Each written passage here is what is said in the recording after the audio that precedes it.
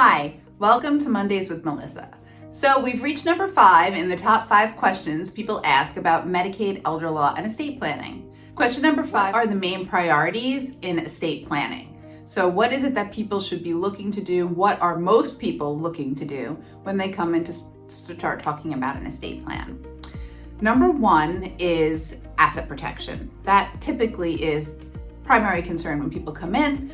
They know they want to leave assets to their family members, they want to leave a legacy, but we want to make sure that those assets are there to leave if there is some sort of healthcare crisis.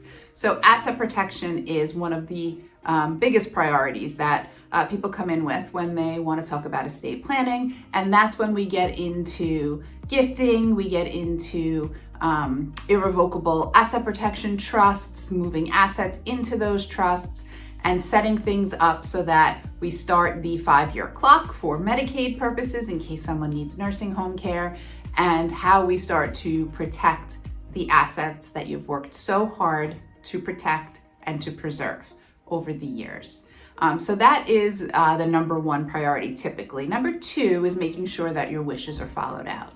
Now, your wishes, talking about who gets what when you pass away, who are we benefiting, who do we want to take care of, and a little bit about those people, right? So what if somebody is a minor or somebody is disabled that you want to leave assets to?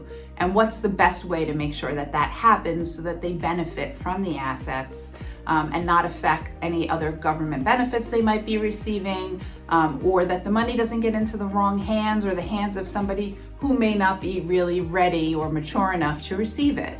So that's when we talk about setting up your will, and we talk about maybe setting up a testamentary trust where you leave assets to somebody who's disabled into a supplemental needs trust, or somebody who's a minor into a minor's trust where someone else is controlling that money until that person turns a certain age. So the idea of, leaving things a certain way, making sure that your wishes are carried out, that's going to be in your will, that's going to be trusts. If you decide you want to set up a trust, you're going to state how you want things to be passed out from the trust when you pass away. And also other wishes, things like healthcare decisions at the end of life. How do you want those things to be carried out? Do you have wishes regarding your remains when you pass? Do you want to be cremated? Whatever your wishes are with all of these kind of elder law topics, that's the second thing that comes up, I think, the most in the list of priorities when people are coming in to talk about their estate plan.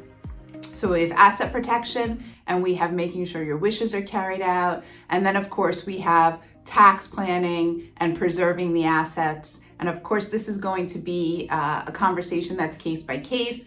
In New York State, to do estate tax planning, it's going to be for people who have a very high net worth.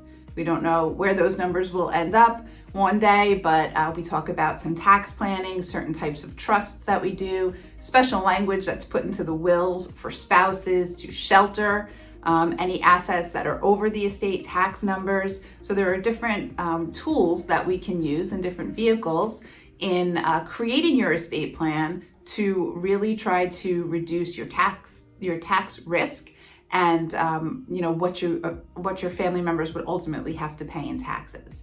So we have asset protection, we have making sure your wishes are followed, and we have minimizing tax consequences as really the main priorities. That's what people look to do mostly when they come in, and some combination of those 3 things. So that would be question number 5 in the top 5 questions asked about Medicaid, elder law, and estate planning. I really hope that this list was helpful for you to kind of help you gauge what direction you want to move in or what direction you should move in to make sure that you have all of your estate planning, elder law, and Medicaid questions covered. We are always happy to answer questions. We offer free consultations in our offices in Melville and Port Jefferson. Please remember to like, share, and subscribe. Check out our website at conaelderlaw.com, and we'll see you next week.